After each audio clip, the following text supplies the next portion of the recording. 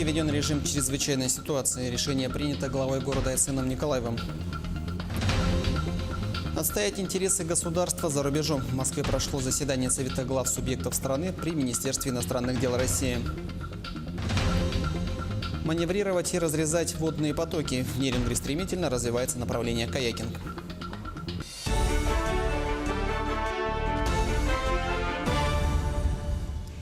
В прямом эфире новости мы продолжаем знакомить вас с событиями и информацией. В студии Андрей Погорелов. В Якутске введен режим чрезвычайной ситуации. Решение принято главой города Айсеном Николаевым в ходе оперативного совещания. Сегодня утром совместно с Госком жизнедеятельности, службой спасения и руководством Ленского бассейна мы провели облет территорий от Табаги до границы Намского района. Ситуация непростая и в ближайшее время она будет усложняться, сказал глава. На прямой связи по телефону с нами находится глава города Якутска Айсен Николаев. Айсен Сергеевич, здравствуйте. Вы сейчас находитесь в районе Даркалаха. Каковы данные на этот час? Здравствуйте, Андрей. Я вот сейчас как раз нахожусь в районе речного порта. У нас по городу ситуация остается достаточно напряженной. Если по Табаге после превышения критических отметок 2 часа назад до 1003 сантиметров, так при критических 970 у нас за последние 2 часа идет маленький, но спад, минус 4, так, то вот по городу в районе вот Даркалаха мы видим повышение до 665 сантиметров при критических 827. Вот. Но вот, например, в районе речпорта я вижу, что у нас здесь, наоборот, идет локальное снижение. Вот прямо по следам воды видно, что вода у нас немножко снизилась здесь. В целом мы предполагаем, что все-таки под напором подходящей воды затор у нас сдвинулся значительно, потому что снижение сейчас есть не только в Табаге, но и в Хатасах. И вот в результате этого все-таки вот тот объем воды, который накопился в районе Табаги, Хатас, пригородного, оно сдвинулось вот в район Даркалаха. И поэтому здесь у нас идет такое значительное повышение. В дальнейшем вот этот объем, опять же, после накопления здесь, будет уже переходить там дальше на Жатай, Тулагина и потом до Кангалас. Вот так рывками будет у нас идти ледоход, судя по всему, на территории городского округа. Айсен Сергеевич, спасибо. С нами на телефонной связи был глава города Якутска Айсен Николаев. В Хангаласском районе также объявлен режим чрезвычайной ситуации. В Актемцах уровень воды по состоянию на 12 часов составил 479 сантиметров при критических 480. Здесь эвакуировано 38 человек, из которых 12 детей. В селе Хатачу уровень воды поднимается. По данным ЕДДС, эвакуировано все население. Напомним, в селе Актемцы из-за резкого повышения уровня реки прорвана дамба. А в Намском районе на всей протяженности реки Лена лед стоит. По данным единой дежурной диспетчерской службы на Графском берегу по состоянию на 12 часов уровень воды составил 668 сантиметров при критическом 950. В Идейце уровень составил 4 метра 31 сантиметр при критических 7 метров 28. Во втором Хамустахском наследии уровень составил 386 при критических 855. В районе подготовлены пункты временного размещения в местах подтопления. Население организовало отгон скота на возвышенную местность. На реке Амга в Чарапчинском районе тем временем наблюдается спад. В Мандагае уровень воды сейчас составляет 15 метров 87 сантиметров. Вода понизилась на 12 сантиметров. А в селе Мырыла 15 метров 74 сантиметра. Там вода упала на 13 сантиметров. По данным, в селе подтоплено 59 дворовых территорий, 37 жилых домов.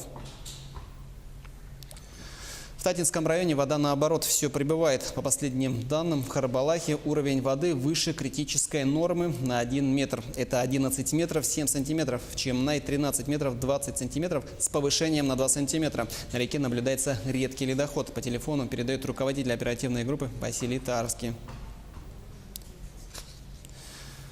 В соседнем Тампонском районе объявлен режим повышенной готовности. В Усьмайском районе также наблюдается спад воды на реке Алдан. Но несмотря на это, на территориях сел Кюбцы и Эжанцы все равно отметки превышают критические показатели. В Кюбцах уровень воды держится в районе 13 метров 82 сантиметров, в Эжанцах 13 метров 84 сантиметра. На данное время нет связи с Эльдиканом. Нас перевезли на лодке. Потом пошли мы в школу. Там в школе нам Наталья Ильинична сказала: собирайтесь, сейчас прилетит вертолет, и вы на вертолете полетите до Усьмая, на Усьмая вас повезут. Прилетели сюда, нас тут как бы встретили, хорошо все, распределили нас здесь вот везде. Ну вот мы здесь кушаем, да, пайки дают, все нормально, все хорошо, ага. В столовую сейчас поедем, в обед, и ужин будет вечером. К другим темам. В Москве прошло очередное заседание Совета глав субъектов страны при Министерстве иностранных дел России. Главной темой встречи стало межрегиональное сотрудничество в вопросах отстаивания за рубежом интересов государства. С подробностями Татьяна Черемкина. В работе Совета под председательством министра иностранных дел России Сергея Лаврова приняли участие главы и представители администрации субъектов России, депутаты Госдумы Федерального собрания России, руководящие работники федеральных органов исполнительной власти. В повестке дня обсуждение межрегионального сотрудничества в отстаивании за рубежом российских интересов. Межрегиональные связи позволяют вести прямой диалог с широким спектром представителей зарубежной общественности. Особенно актуальна эта работа в тех государствах, где не прекращаются попытки героизации нацистов, где развернулись события, которые называют борьбой с памятниками. Тема для обсуждения была вызвана острой тревогой по поводу развернутой в ряде европейских стран борьбы с памятниками советским воинам. Польша стала лидером среди тех стран, где разрушаются памятники советским гражданам, погибшим в борьбе с нацизмом. Сергей Лавров высказал категорическое несогласие с уничтожением советских памятников в этой стране. Назрела необходимость усиления объективного освещения роли советского народа в борьбе с фашизмом, отметил глава МИД. В связи с этим были выработаны рекомендации. В первую очередь, речь идет о необходимости проведения на полях международных и межрегиональных форумов и конференций мероприятий по расширению российского гуманитарного влияния для предотвращения фальсификации исторических событий в условиях русофобской политики Запада. Рекомендовано использовать возможности архивов для подготовки тематических публикаций исторических документов с тем, чтобы дать объективную оценку событиям общей истории России. По поручению главы нашей республики Егора Афанасьевича Борисова я принял участие в 31-м заседании, где состоялся обстоятельный разговор исполнения тех рекомендаций 30-го заседания и задачи, рекомендаций, которые мы получили на 31-м заседании. Они ясные и конкретные. Мы должны быть вместе. Мы должны отстаивать ту историческую правду, которая к нам пришла от Советского Союза. История нашей России – это великая история. Это не только победа Великой Отечественной войны, которые пытаются и в Польше захоронение памятников рушить. Мы должны дать им ответ, какую правду мы должны сохранить для следующих поколений. Кроме того, на заседании всем субъектам России было дано задание активно задействовать потенциал своих международных контактов для продвижения заявки Екатеринбурга на проведение Всемирной универсальной выставки «Экспо-2025». По итогам заседания Совет утвердил эти рекомендации. Татьяна Черемкина, Олег Южилкин, Москва. К концу года в Якутии планируют обеспечить работой 2500 человек с инвалидностью. Сегодня на квотируемых рабочих местах более чем в 800 организациях трудятся почти 2500 людей с ограниченными возможностями здоровья. В концерне «Сахаболт» заняты 8 человек с инвалидностью. Они работают портными, швеями, правщиками в обувном, шапочном и сувенирном цехах. В летний период с Республиканского реабилитационного центра будущие работники приходят на практику. После сдачи экзаменов, если есть вакансии, некоторых берут на работу.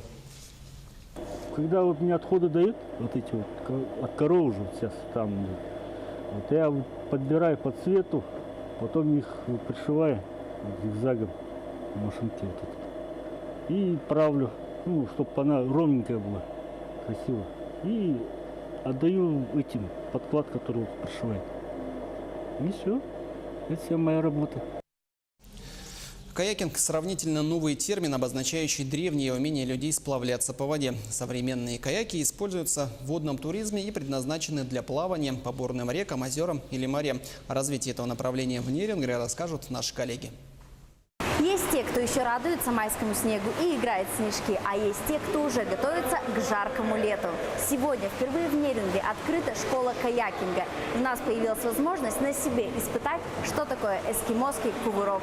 Каяк – одноместное судно заостренной формы. Лодка с узким корпусом и значительной длиной. Такая форма позволяет легко маневрировать и разрезать водные потоки с большой скоростью. Управление подобным болидом требует ловкости, внимательности и опыта. Для развития этих навыков в Нерюнгри и основали школу каякинга. Чтобы осваивали его взрослые, дети, юноши, чтобы ходили, сплавлялись по речкам и были все бы довольны. Прочувствовать свою силу в руках, мышление в голове, когда ты находишься под водой, совсем другие эмоции получаются. Начать заниматься каякингом теперь можно в любое время. Зимой в бассейне, летом на открытой воде. Именитые нерюнгринские водники приглашают на занятия всех желающих от 18 лет. Обучение каякингу – процесс довольно сложный, но опытные инструкторы помогают овладеть в достаточной степени всеми навыками. Здесь обучают с нуля. Начальная техника гребли, техника управления каяком, эскимосский кувырок.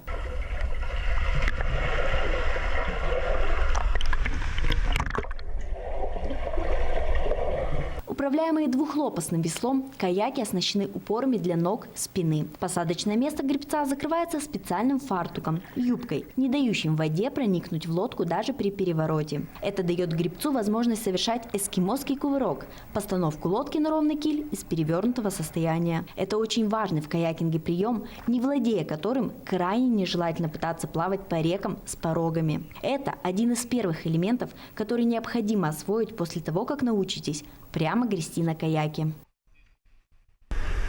Вот так вот, сначала просто ровно держи, научись ему рулить и все. Вот так вот, еще тем, еще тем. Вот, еще. Вот, потихоньку и поехали. Существует множество лодок, предназначенных для каякинга. Как правило, они делятся на каяки для активного отдыха, для рыбалки, для серфинга и для путешествий. Главное, лодка должна быть удобной. Она не должна стеснять ваши движения и быть простой в управлении. И тогда удовольствие вам обеспечено. Екатерина Павлова, Сергей Козюра, Нерюнгри. Таковы главные новости этого часа. О развитии событий узнаете из следующих выпусков.